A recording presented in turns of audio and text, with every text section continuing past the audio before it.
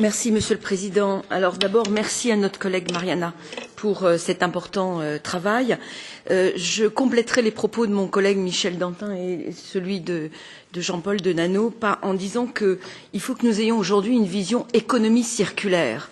Et finalement, les biocarburants de première génération ne sont quoi d'autre que des coproduits de la protéine dont nous avons besoin pour être indépendants des importations et particulièrement pour ceux qui sont anti-OGM, une meilleure indépendance par rapport à ces importations de tourteaux ou de protéines pour les animaux à base d'OGM. Donc nous sommes capables de le faire en Europe. Ça serait quand même dommageable de ne pas être en capacité de donner un signal aux investisseurs, aux industriels qui, parce que, comme le disait tout à l'heure Michel Dantin, nous changeons de cap tous les 3 ans, nous révisons régulièrement les directives, les industriels n'ont plus confiance et ne vont donc pas investir dans la seconde génération puisque nous n'avons pas arrêté de leur donner de mauvais signaux sur la première. Donc je crois qu'il est maintenant temps de stabiliser les choses. Il est aussi important de le faire pour les agriculteurs, comme le disait Michel Dantin tout à l'heure,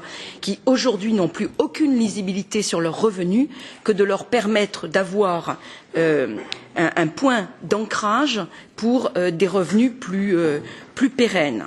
En tout état de cause, je crois que la question de l'huile de palme ne doit pas être l'arbre qui cache la forêt.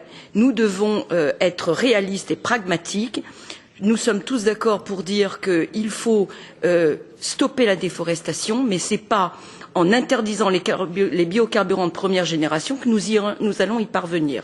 Donc je crois que faisons confiance aux opérateurs, mettons en place ces dispositifs pour encadrer les problèmes qui se posent avec la déforestation ou l'assèchement des tourbières, mais une fois de plus, ne jetons pas le bébé avec l'eau du bain et surtout, en matière d'économie circulaire, soyons à la hauteur des objectifs que nous nous sommes fixés. Merci.